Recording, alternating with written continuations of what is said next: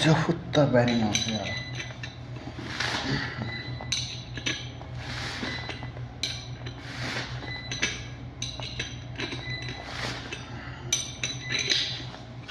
ल गाइस यसरी आउँछ ब्यारिङ।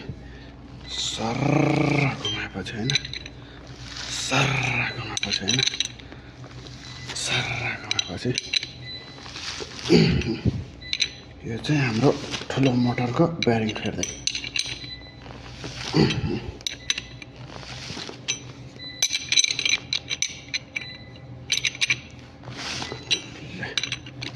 त्यस कारण चाहिँ कसो ननिस्केला त नि।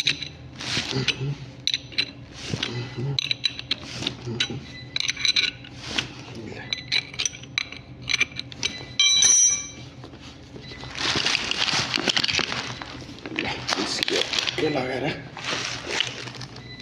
यस्तो कचडा रहेछ, तर यो पुलिङ भाँसी चाहिँ एकदम इजी तरिकाले निकाल्न सकिन्छ।